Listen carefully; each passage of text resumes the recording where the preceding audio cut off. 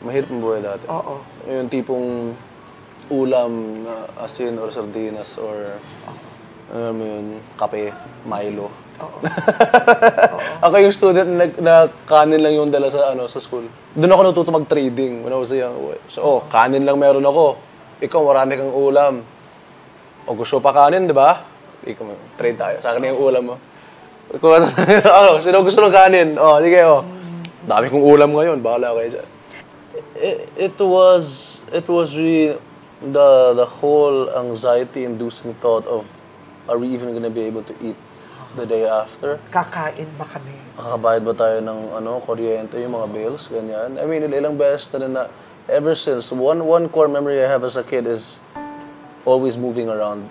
Lipat ng lipat ng lipat ng lipat ng lipat. As in nomad, as in NPA. And then, ilang beses na nangyaring tinatapon yung gamit namin sa labas. Layas kayo dito. Ganong level. One thing that really hurt me as a kid was my lola would bring me to my mom's house for me to, para doon ako magpasko. Sabi ko, batayan mo dito. Okay na ako.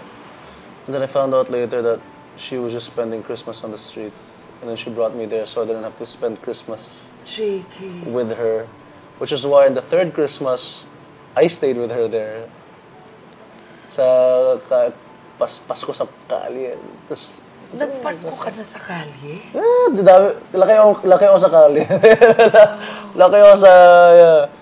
Kaya yung kanal humor, todo talaga. Pero, and it was something that, it was hardship, but it was not something that I saw as a bad thing as a kid. I enjoyed it. Diba? Like, it was an adventure.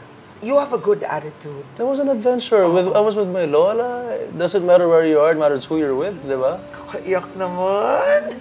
Pero like, nasa kali kami, tapos alam mo yun, Pasko, yung mga tao, medyo ghost towns kami, parang,